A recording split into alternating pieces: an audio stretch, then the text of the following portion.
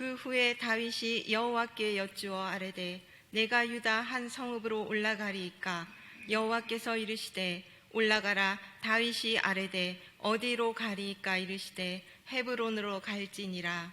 다윗이 그의 두 아내 이스라엘 여인 아히노암과 갈멜 사람 나발의 아내였던 아비가일을 데리고 그리로 올라갈 때에 또 자기와 함께한 추종자들과 그들의 가족들을 다윗이 다 데리고 올라가서 헤브론 각 성읍에 살게 하니라. 함께 읽겠습니다. 유다 사람들이 와서 거기서 다윗에게 기름을 부어 유다 족속의 왕으로 삼았더라. 자, 오늘 이 시간에는 어디든지 주를 따라 53번째 헤브론으로 가겠습니다. 자, 드디어 오늘로 저는 지난 1년 동안 어디든지 주를 따라 말씀 시리즈의 대단원의 막을 이제 내리려고 하는데요. 아무쪼록 여러분들에게 그동안 은혜와 도전이 되셨기를 바랍니다. 또 간접적으로나마 성지순례를 해보는 경험도 되셨기를 바랍니다. 또한 여러 장소들을 누비면서 우리가 보았던 여러 사건들, 그리고 그 사건들 속에 담겨있는 의미들, 이런 것들을 여러분도 생각하시면서 여러분이 걸어가는 인생의 상황들과도 잘 맞아 떨어졌기를 바랍니다. 앞으로도 그렇게 어디든지 주님만 따라가는 우리 오산침례교회 성도 여러분 되시기를 축복합니다. 축복합니다. 그러면 하나님께서 반드시 여러분의 인생길을 책임져 주시고 또 선하게 인도하실 줄 믿습니다. 자, 그러면 오늘은 마지막으로 이 헤브론을 볼 텐데요. 자, 위치는 지도에 보시는 바와 같습니다. 자, 드디어 다윗은 이곳에서 그 지루하고도 기나긴 다윗의 도피 생활에 종지부를 짓게 됩니다. 정말이지 그동안 다윗은 너무나 많은 고난과 또 너무나 많은 위협들을 말도 못하게 겪습니다. 그 배고픔과 목마름, 그 추위와 더위, 그 억울함에, 그 죽을 것 같은 위협에 무거운 책임감까지도 어깨에 짊어진 그 삶의 무게는 너무나도 무거웠으리라 생각합니다. 도대체 언제까지? 아니, 왜 하나님은 이런 질문에 대한 답을 얻기까지 얼마나 오랜 세월을 견뎌야 했을까 생각해 봅니다. 아니, 왜 하나님은 내가 원하지도 않는 기름을 부어가지고 이 생고생을 시키는가? 기름을 부으셨다면 삶이 좀 나아지기를 하든지 어떻게 더 고난만연속인가?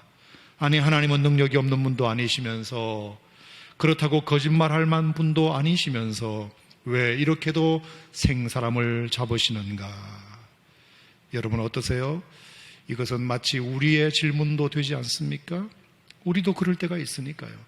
믿음 생활을 안 하는 것도 아닌데, 기도 생활을 안 하는 것도 아닌데, 죽으라고 하나님을 섬기고 따르는데 고난은 여전하고,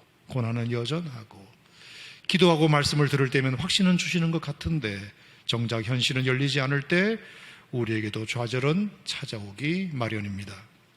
마치 아브라함에게 하나님이 75세의 아들을 주겠다고 약속해 놓고서도 무려 25년을 기다리게 하신 것처럼, 마치 요셉의 17살 때 꿈을 주셔놓고도 종살이, 옥살이까지 실컷 시키시고 13년이 지나고서야 총리가 되게 하신 것처럼, 마치 모세가 40살 때 힘이 있을 때는 이스라엘의 구원의 역사를 그를 통하여 이루지 않으시더니 80이 되어서야 힘이 다 빠지고서야 이루게 하신 것처럼, 마치 바울을 다메섹 도상에서 이방인을 위한 그릇으로 부르셔놓고도 그를 결국에 그를 또 아라비아 광야에서 3년, 다소에서 10년을 묶이신 것처럼 하나님은 꽤 자주 사람들을 그런 식으로 대하시는 것 같습니다. 다윗도 마찬가지입니다. 사무엘을 보내서 그에게 기름을 부었을 때가 여러분 언제죠? 그의 나이 15살 때입니다. 장수로 따지면 사무엘상 16장에서 일어난 일입니다. 자, 그러면 다윗을 15살 때 기름을 부었으면 곧 그 일은 진척이 돼야 맞지 않습니까? 그런데 하나님은 사무엘상 31장이 다 되도록 다윗을 뺑뺑이 돌리시고 여전히 그를 왕으로 세우시지 않습니다. 사무엘상을 넘어 사무엘하 2장, 오늘 본문 그의 나이 30이 되어서야 비로소 처음으로 왕이 되게 합니다. 그것도 아직은 유다의 왕일 뿐이지 통일왕국의 왕이 되는 것은 또 그로부터 7년이 지난 사무엘하 5장에서야 이루어 주십니다. 그러니까 15살 때 기름 부으신 그 일은 결국 37이 되어서야 이루어졌다는 소리고, 그 중간에 20살부터 30살 때까지는 순전히 도망만 다닌 세월이었습니다. 아니 도대체 왜 하나님이 사람 기다리게 하시는 것은 원래 하나님의 독특한 특기인 것은 알지만 그래도 이건 너무하지 않은가? 아무 죄 없는 다윗이 순전히 억울한 일로만 이렇게 되는 것은 너무나 비참한 것 아닌가? 그래서 저는 이 시간 여러분들에게도 위로를 드리고 싶습니다. 여러분을 진심으로 위로해 드리고 싶습니다. 그래서 여러분, 오늘 말씀은 참 중요합니다. 여러분, 허투루 듣지 마시고 가만히 깊이 오늘 말씀을 들어보시기를 바랍니다. 하나님 하시는 일이 때로는 이렇게 이해가 안 될 때가 있지만 그럼에도 불구하고 저는 하나님은 여전히 우리의 유일한 믿음의 대상이기 때문입니다. 한번 따라합시다. 하나님은 여전히 우리의 믿음의 대상이시다. 우리의 믿음의 대상이시다. 아멘입니까, 여러분? 자, 그래서 저는 오늘 이해는 안 되지만 그래도 여전히 믿을 수 있는 이 하나님의 다루심에 대하여 묵상해 보고자 합니다. 우리는 도대체 이런 가운데 어떤 믿음을 가져야 하며 우리를 이렇게 지루하게 기다리게 하시는 그 기다림의 의미는 무엇일까? 다윗은 그 기다림의 기간 동안 어떤 마음으로, 무슨 마음으로 견딜 수 있었을까? 이런 내용들을 한번 모아서 말씀을 좀 나눠 보겠습니다. 첫째로 이 다윗의 이 지루한 기다림을 통해서 제가 이렇게 묵상해 본 바는, 하나님이 이렇게 하시는 데에는 나를 하나님의 사람으로 더 준비시킬 필요가 있어서이겠구나 하는 것입니다. 자, 한번 따라해 보실까요? 내가 더 준비되어야 한다. 더 준비되어야 한다. 여러분, 무엇을 빨리 이루고 싶은 마음은 누구나 다 있으시겠지만 가만히 생각해 보면 내가 그것을 이룰 수 있는 나의 준비는 되어 있는가? 여러분, 그것도 우리가 생각해 봐야 되잖아요. 무엇을 자꾸 빨리 이루어 달라고 구하기 전에 그것을 이룰 만한, 그것을 가질 만한 내 준비는 되어 있는가? 여러분, 이거 굉장히 중요한 질문 아니겠어요?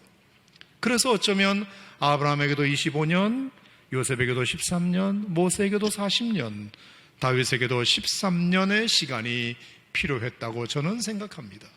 심지어 예수님도 보면 이미 예수님은 12살 때부터 누가복음 2장을 보시면 이미 그 성전에 있는 율법사들과 유대인들을 능가할 만큼의 말씀의 실력이 있었습니다. 12살 때부터 벌써 예수님은 율법을 꿰차고 있었기 때문에 줄줄 암송하시고요, 어른들 유대인들과 율법사들을 능가할 만한 실력이 있었습니다. 하지만 그렇다고 해서 예수님을 12살 때부터 메시아로서 쓰지는 않으셨습니다. 그로부터 18년을 더 기다려 30살이 되어서야 예수님을 본격적으로 하나님의 아들로서의 활동을 시작하게 하셨습니다. 하물며 우리겠습니까, 여러분? 그러므로 기다림은 우리가 하나님의 사람으로 세워져 가는데, 우리가 하나님의 사람으로 더 준비해 가는데 반드시 통과해야 할 필수 과목인 것입니다. 다윗도 마찬가지입니다. 비록 15살 때 기름 부음은 받았지만, 비록 20살 때 골리앗은 물리쳤지만, 사울은 천천히요 다윗은 만만이라며 금방이라도 왕이 될 것 같은 분위기였지만, 사울의 시기와 질투라는 복병을 만남으로 그로부터 10년을 유리방황하게 하신 것은 다윗을 더 숙성된 하나님의 사람으로, 다윗을 더 성숙된 하나님의 사람으로 준비시킬 필요가 있었기 때문에 그러셨다고 저는 생각합니다. 그랬을까요? 우연히 제가 요즘은 다윗의 도피 행로에 대하여 하도 설교를 여러 번 하다 보니까 제 눈에는 그렇게 보였어요. 제 눈에는. 자, 여러분 다시 한번 복습을 해볼까요? 오늘 마지막 날이니까. 자, 첫 번째 다윗이 사울을 피해서 도망간 곳이 어디죠? 기브아에서 라마로 갔다는 것. 자, 거기에 사무엘 선지자가 계셨기 때문이죠. 자, 그리고 나서 이제 두 번째 간 곳이 높이었다는 거죠. 아히멜렉 제사장이 있는 곳이었습니다. 자, 그런데 정말 얼토당토하지 않게 거기서 85명의 선지자들이 몰살을 당하는 다윗의 실수 때문에 엄청난 일이 벌어졌어요. 그래서 내가 이 땅에서는 있을 데가 없나 보다. 있을수록 내가 민폐겠구나 싶어서 결국은 어쩔 수 없이 그는 남의 나라 블레셋의 가드 땅으로 도망을 가게 됩니다. 그런데 거기서 받아줄 줄 알았는데 오히려 다윗이 겁을 먹고 미친 채 하여 결국은 다시 아둘람궁으로 빠져나오게 되죠. 자, 그런데 이 아둘람굴에서 400명의 환난당한 자, 빚진 자, 마음 온통한 자를 거기서 만나게 되고요. 그리고 부모 형제들이 자기를 찾아와서 화해를 하게 됩니다. 자, 그래서 다윗은 내가 앞으로 활동을 하려면 우리 부모님부터 안전한 곳에 잘 모셔야 되겠다 싶어가지고 정말로 먼 길을 돌아 모압 땅 모압 미스베에 부모님을 잘 모셔두고 오게 됩니다. 그리고 이제 돌아오기를 그일라 땅으로 돌아왔는데 보니까 이 그일라 땅에 어떤 일이 벌어졌느냐, 블레셋 군사가 쳐들어와 가지고 그 타작마당에 있는 곡식을 다 빼앗아 간다는 소식을 듣고 다윗이 가가지고 그 그일라 사람들을 구해주게 됩니다. 그러면 그일라 사람들이 자기를 좀 봐줄 줄 알았더니 그 중에 한두 명이 또 사울에게 뭐라 그랬죠? 다윗 나타났다, 다윗 여기 있다, 이렇게 밀고를 하는 바람에 어쩔 수 없이 또 다윗은 그일라를 빠져나와 십광야로 마온 광야로 헤매고 다닙니다. 특히 이 마온 광야에서는 다윗이 사울에게 아주 근접한 거리까지 치고 들어와 가지고 하마터면 다윗이 여기서 죽을 뻔했습니다. 그런데 하나님이 기가 막힌 방법으로 건져주셔서 셀라 하마 느곳이라는 은혜를, 기적을 여기서 경험하게 돼요. 기억나시죠? 자, 그리고 나서 이제 엔게디 굴로 도망을 가게 되는데, 자, 거기서 어떤 일이 있었습니까? 사울이 뒤를 보러 굴에 들어왔을 때 다윗이 사울을 죽일 수 있었지만 살려주는 은혜를 경험하게 되고요. 자, 거기서 또 어떤 것을 듣게 되죠? 네, 사무엘 선지자가 돌아가셨다는 소식을 듣게 됩니다. 장례식에 가야 되지만, 당연히 제자로서 가야 되지만 그는 눈물을 머금고 오히려 바란 광야로 피신하여 거기서 나 홀로 장례식을 치르게 됩니다. 자, 그리고 나서 돌아와서 다시 마온 광야 갈멜로 와서 아비가일, 나발 사건을 통하여 아비가일이라는 지혜로운 아내를 여기서 얻게 되고요.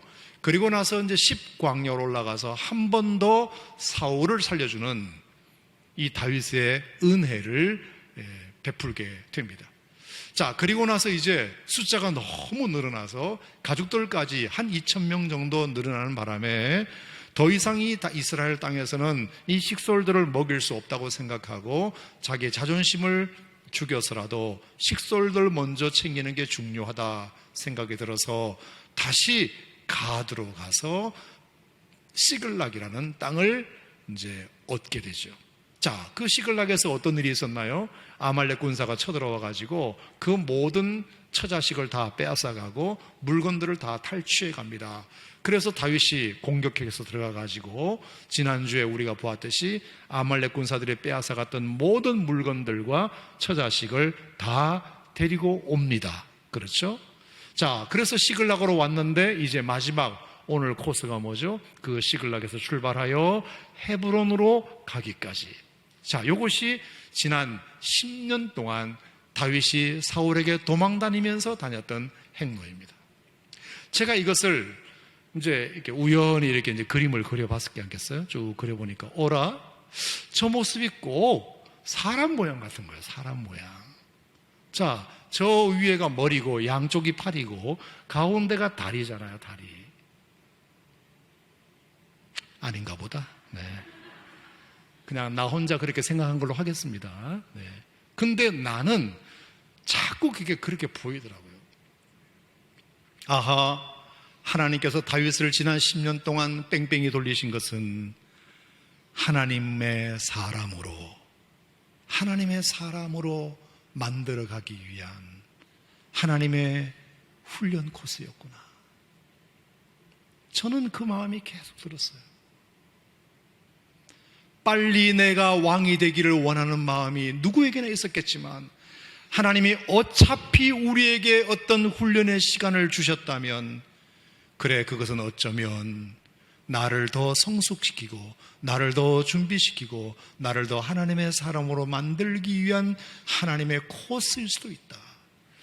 저는 다윗이 그것을 분명히 기억하고 그 일에 순종했다고 저는 생각합니다. 여러분, 그러므로 여러분도 어떤 경우에도 고난당하고 배고프고 억울하고 지겹고 힘들어도 그럴 때마다 하나님은 오늘도 나를 당신의 사람 만들어가는 과정이심을 기억하시고 무조건 믿음으로 순종하시기를 주의 이름으로 축원합니다.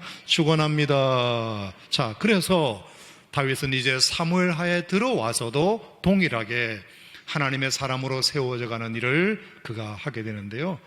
자, 시간이 있으면 우리가 성경을 다 찾아보면 좋지만 시간이 없기 때문에 제가 말로 한번 설명해 드릴 테니까 몇 가지 에피소드를 제가 얘기를 드려보도록 하겠습니다. 먼저 이 사무엘하에 들어와서 다윗이 하나님의 사람으로 준비되어 가는 과정 몇 가지가 뭐냐. 사무엘하 1장에 보면 이제 이런 얘기가 나오는데요. 어느 날 아말렉 군사 한 사람이 다윗을 찾아와요. 자기가 아말렉 군사래. 그러면서 하는 말이 뭐냐 하면, 장군님, 제가 저 이스라엘과 블레셋이 싸우고 있는 길보아 산에 우연히 제가 가봤는데요. 거기 가보니까 블레셋과 이스라엘이 치열하게 전쟁을 벌이고 있었는데 사울이 전세가 점점 밀리더니 나중에는 이제 궁지에 몰리게 되자 저를 사울이 불렀습니다. 자네 빨리 와봐. 그리고 나를 목을 베줘. 내 목을 베줘. 나 저 이방인의 손에 칼에 죽고 싶지 않으니까 자네가 내 목을 대신 베줘. 사울이 하도 그렇게 애원하길래 제가 그 사울의 목을 뱉지 않습니까? 자기가 사울의 목을 뱉대. 그러면서 그 증거로 다윗이 있었던 왕관과 그리고 팔에 있는 고리를 기념품으로, 증거품으로 가져왔다는 것이에요. 여러분, 이 얼토당토한 일을 왜 이 아말렉 군사라고 자칭하는 사람이 다윗에게 와서 자기가 사울을 죽였다고 보고했을까요?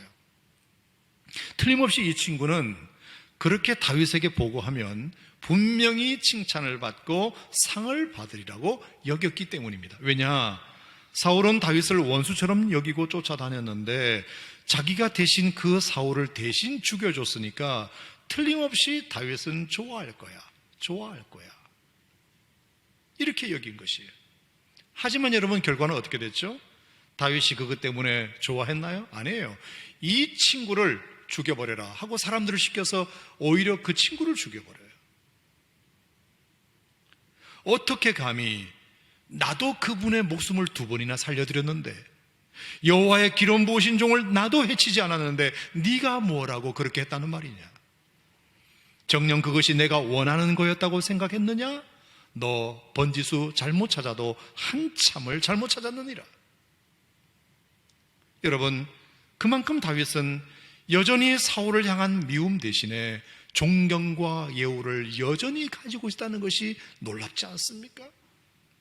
그래서 사울의 그 죽음을 얼마나 다윗은 애도했는지 몰라요. 그게 사무엘하 1장 17절에서 27절까지 나오는 다윗의 노래예요. 자, 21절 말씀만 한번 보실까요? 21절. 길보아 산들아, 너희 위에 이슬과 비가 내리지 아니하며 재물 낼 밭도 없을지어다. 여러분, 이게 무슨 말인가요? 그 사울 부자를 죽도록 보고만 있었던 그 길보아 산까지도 저주받을지어다. 너희 산에는 이슬과 비도 내리지 말지어다. 재물을 낼 밭도 없을지어다. 이렇게 말할 정도로 얼마나 그 슬픈 마음을 노래했는지 몰라요. 이렇게 다윗은 어떤 상황 속에서도 하나님의 사람으로만 준비되기를 갈망했지, 누가 대적이 빨리 자기 눈앞에서 없어지기를 원하지 않았다는 것입니다. 자, 사무엘하 2장에 와서도 마찬가지예요. 자, 사무엘하 2장에 와서는 어떤 일이 있죠? 이제 다윗이 어디로 가야 되는지를 하나님께 묻는 장면이에요. 하나님, 결국 저렇게 사울왕이 돌아가셨네요. 그러면 저는 이제 어떻게 해야 되죠? 시글락 와보니까 다 불타서 재건하려면 한참 걸릴 것 같은데 시글락을 재건해서라도 블레셋에 계속 살아야 되나요? 아니면 이참에 이스라엘로 돌아가야 되나요? 만약에 돌아간다면 우리가 어디로 돌아가는 것이 좋을까요? 라고 주님 가르쳐달라고 질문하는 내용이에요.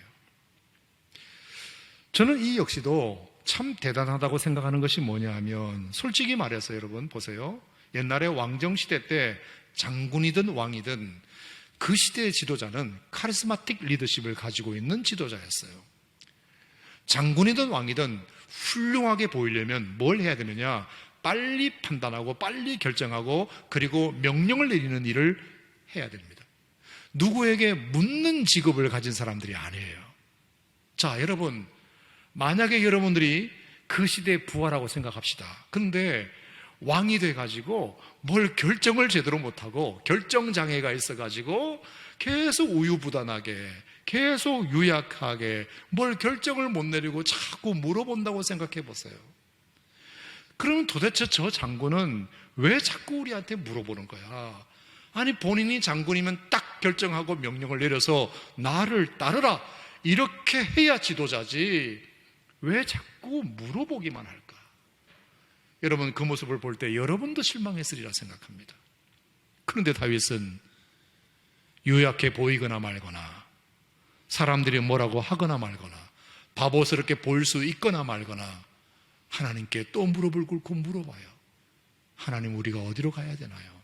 하나님, 제가 어떻게 해야 되나요?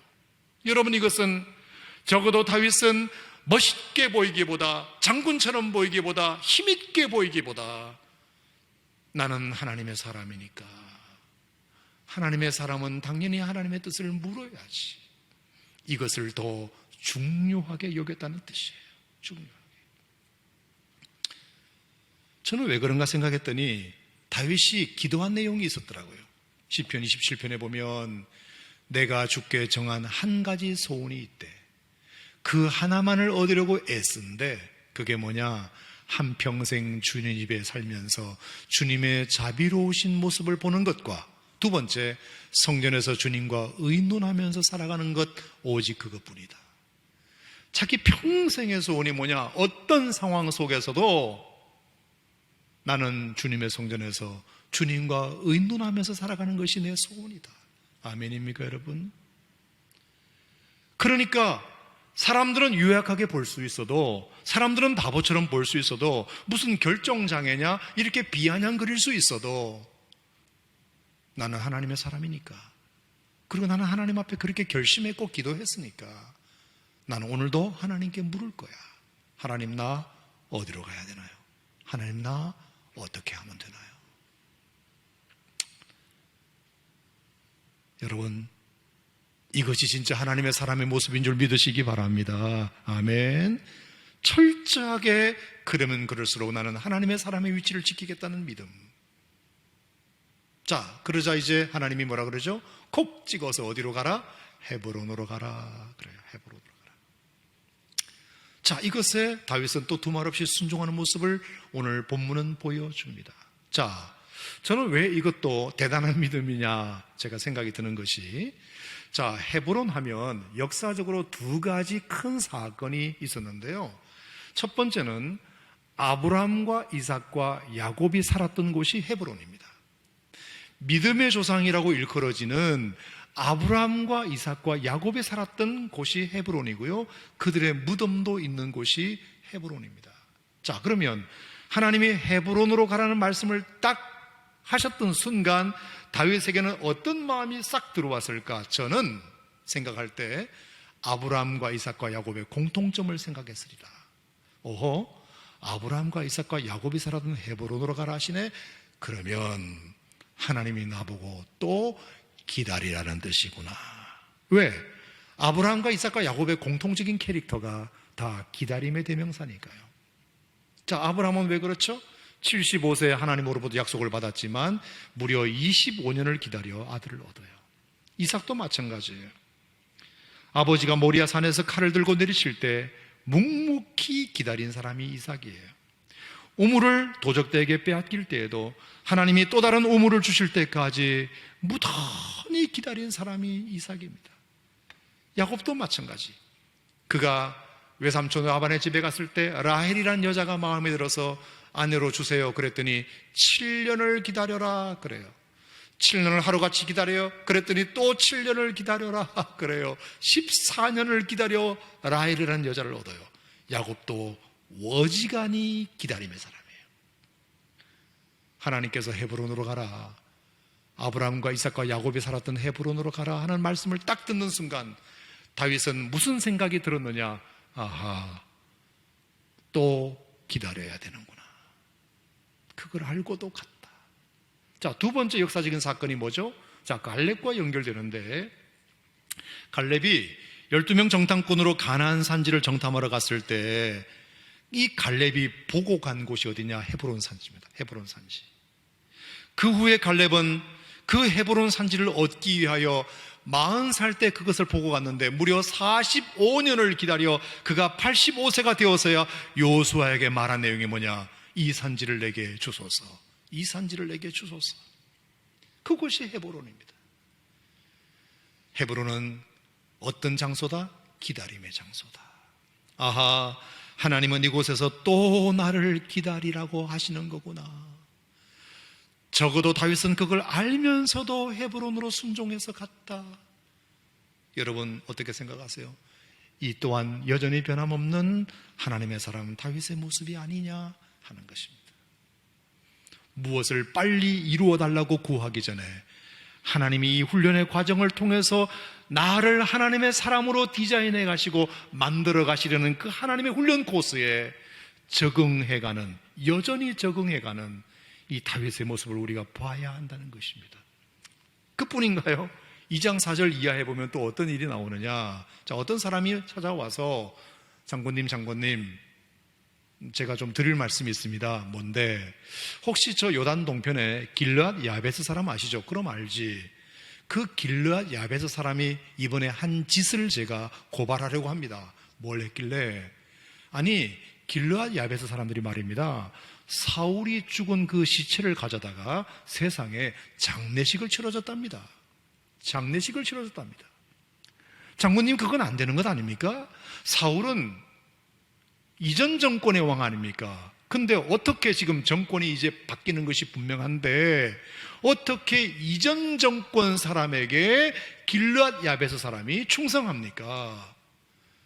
시체를 보고도 못 본 척 해야지. 어떻게 그렇게 장군님께서 가장 원수같이 생각하시는 그 사울이 죽었기로서니 그 사울의 장례식을 길르앗 야베스 사람이 치러줍니까?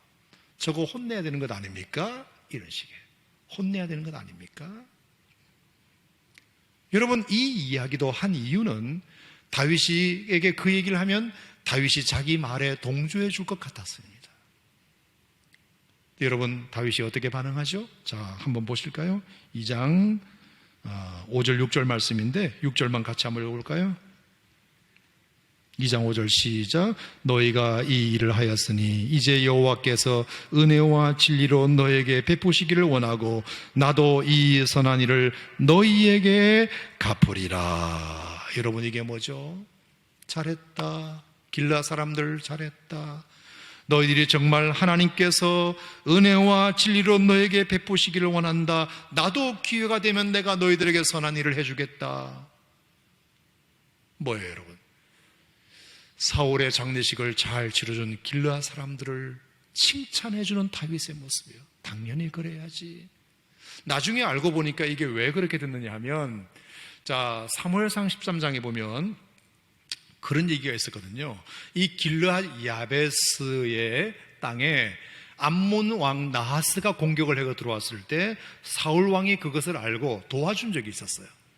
사울 왕이 도와줘가지고 길르앗 야베스 사람을 구원해준 일이 있었거든요. 그러니까 길르앗 야베스 사람들은 은혜를 사울 왕부터 받은 적이 있는 거예요. 은혜 받은 적이 있는 거예요, 그 사람으로부터. 그런데 그 사람이 아무리 지는 해 이기로서니, 그 사람이 정말 사울이 비참하게 전사했기로서니, 그래도 우리는 그 사람에게 받은 은혜가 있지 않냐. 그러면 의리 때문에라도 그러면 안 되지. 못 본 척하면 안 되지. 그래서 우리라도 가서 장례식을 치러드리자 하는 그런 마음에서 그 일을 했다는 것을 다윗이 알게 된 거예요. 그래서 잘했다. 사람이 받은 은혜가 있으면 갚을 줄도 알아야지. 나중에 이 은혜가 길르앗의 아베스 사람들에게 얼마나 고마웠는지 아세요? 사실은 맞아 죽을 각오를 하고 다윗에게 아주 밉상이 될 각오를 하고 사울의 장례식을 치러 주었지만, 다윗이 화를 낸 것이 아니라 오히려 잘했다고 박수 쳐주는 모습을 보면서 이 길르앗의 아베스 사람들이 다윗을 달리 봐요. 하여와 같은 은혜를 입었다고 생각해요. 그래서 나중에 사무엘하 17장에 가면 어떤 일이 생기느냐, 다윗이 이제 압살롬의 반역에 의하여 쫓길 때가 있었거든요. 궁지에 몰릴 때가 있었거든요. 아무도 다윗 곁에 있어주는 사람이 없었어요. 그럴 때 유일하게 다윗 곁을 지켜준 사람이 누군지 아세요? 길르앗 야베스 사람이에요. 그 길르앗 야베스 사람 중에 유명한 사람이 누구죠? 여러분 잘 아시는 바르실레라는 사람이에요. 바르실레. 이 바르실레라는 사람이 다윗과 그의 사람들이 궁지에 몰렸을 때 꿀과 버터와 양과 치즈를 가져다가 다윗과 그의 사람들을 먹여요. 우리가 당신한테 받은 은혜가 있으니까 우리도 이렇게 해드려야죠. 정말 길르앗의 아베스 사람들은 훌륭해요. 사람들이 이렇게 다윗은 여전히 하나님의 사람으로 준비되는 데만 그 기다림의 시간을 보냈다는 말씀을 제가 드리고 있는 것입니다.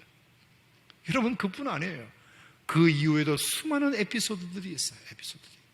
그럴 때마다 다윗은 하나님의 사람으로서 자기 모습을 온전히 지켜가는 일에, 하나님의 사람으로서 자기를 더 성숙시켜가는 일에 얼마나 자신을 준비시키는 일에 매진했는지 몰라요. 다윗이 생각이 없었어일까? 힘이 없었어일까? 아닙니다.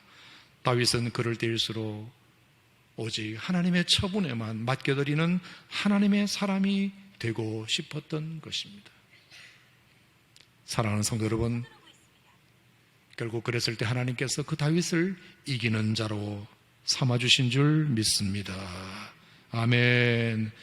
그러므로 만약에 다윗도 여러 지도자들처럼 자기가 정권을 잡았다고 사울 정권에 충성했던 사람 다 숙청시키고 죽일 수 있는 사람 다 죽이고 나라를 세웠다면, 그것은 분명히 다윗 자신이 세운 나라이므로, 언제나 인간이 세운 나라는 오래가지 못했듯이, 칼로 세운 정권은 칼로 망했듯이 다윗의 나라도 얼마 거지 못해서 망했을 것입니다. 하지만 다윗이 그렇게 하지 않았기 때문에, 오직 하나님의 때를 기다리며 그는 하나님의 사람으로만 준비되기를 원했기 때문에, 그때부터 세워진 다윗의 나라는 지금까지도 영원한 하나님 나라의 상징으로 자리 잡고 있는 것입니다.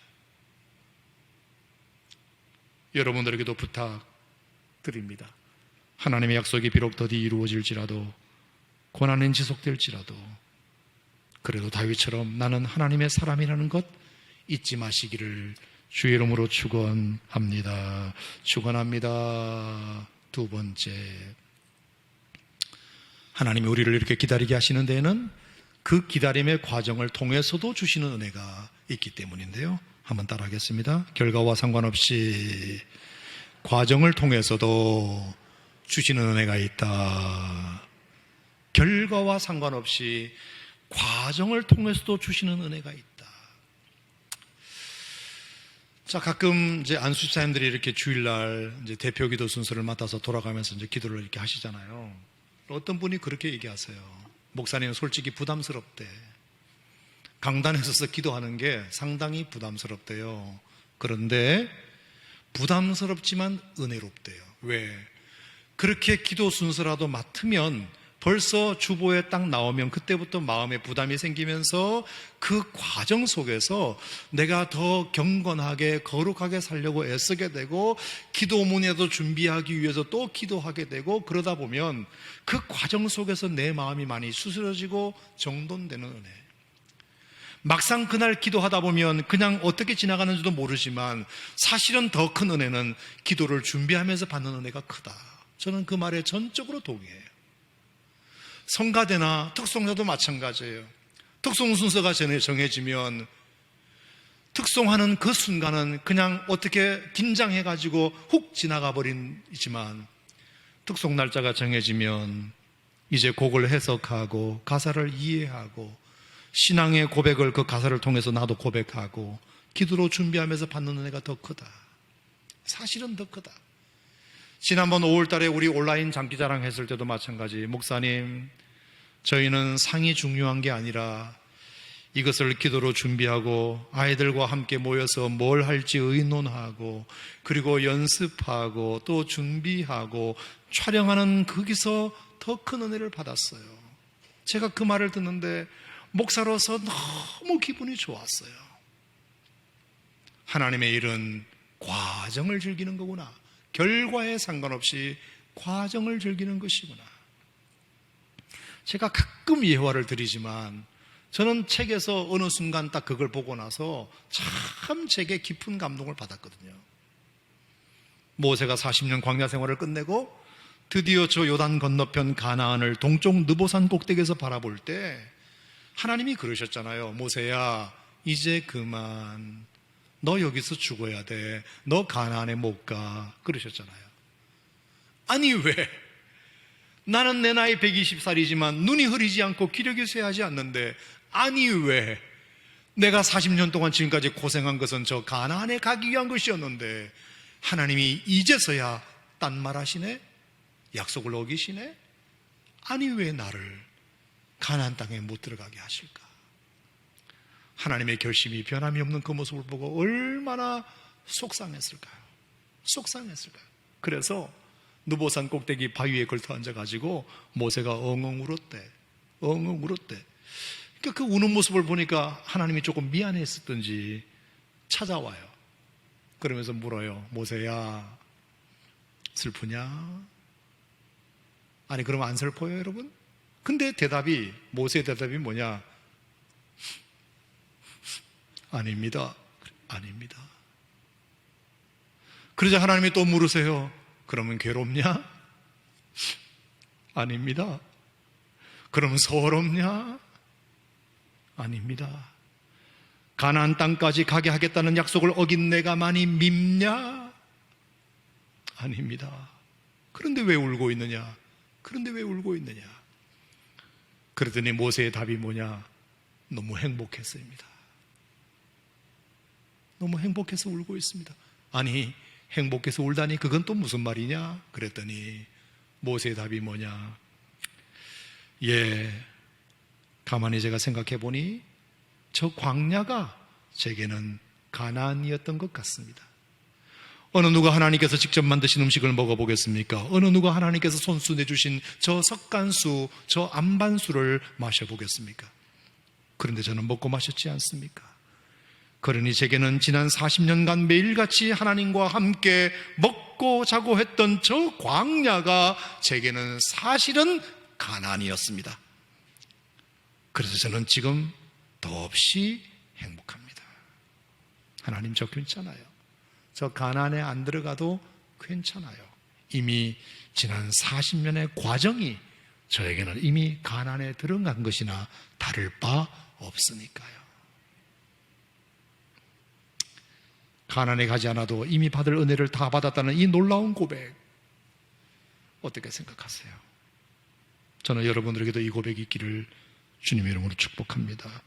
이렇게 내 꿈이 영영 이루어지지 않아도 그 과정 속에서 나는 이미 하나님의 좋은 것을 다 얻었다. 다 얻었다.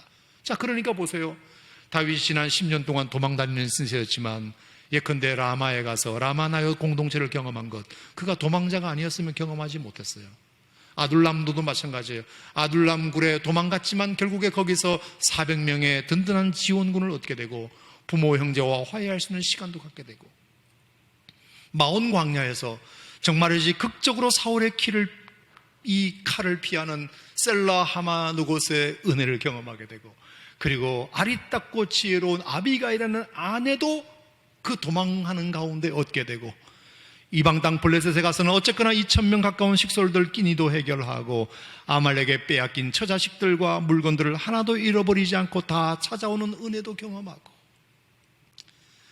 여러분, 비록 도망자의 신세 10년이었지만 그 10년 가운데 은혜가 없었던 것이 아니라 오히려 그 10년 동안 하나님께서 부으신 그 과정을 통한 은혜는 내가 그 목표를 비록 이루지 못한다 하더라도 충분히 보상이 될 만큼의 은혜를 이미 그 과정 통해서 얻었다는 것입니다. 얻었다.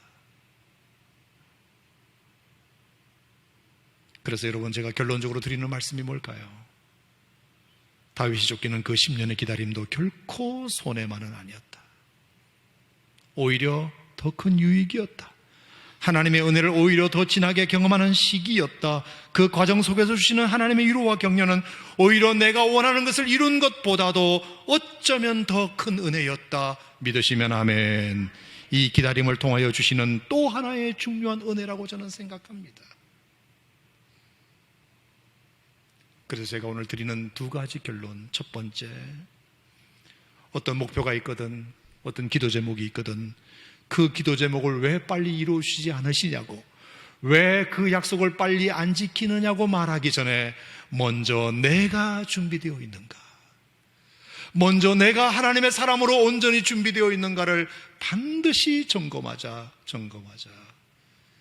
하나님께서 그 기간 동안 여러분 스스로를 하나님의 사람으로 준비시켜 가기를 더 원하신다. 아멘입니까, 여러분? 그거 꼭 기억하셨으면 좋겠고요. 두 번째, 하나님께서 그 10년의 지루한 기다림의 시간이 아무 의미 없는 시간이 아니라 어쩌면 내가 그 목표를 이루는 것보다 이 과정을 통해서 주신 은혜가 어쩌면 더 클 수 있다.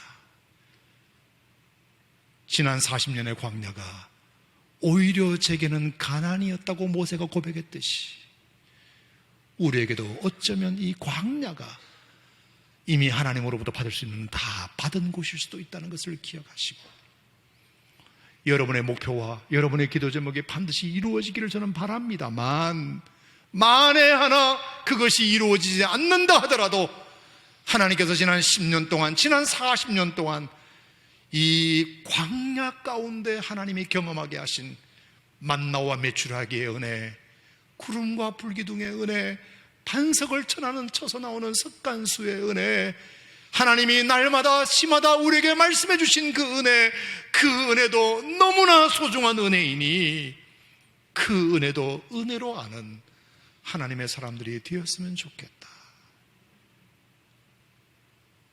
그렇게 생각합니다. 그러므로 이 기다림의 광야는 어떻게 지나가느냐? 이런 마음으로 지나가는 거예요. 이런 마음으로. 아멘입니까, 여러분? 빨리 끝나는 것만이 능수가 아니다. 답이 아니다. 내가 하나님의 사람으로 얼마나 준비되어 가고 이 과정을 통해서 주시는 하나님의 은혜가 얼마나 큰지를 날마다 경험하고 누리는 것.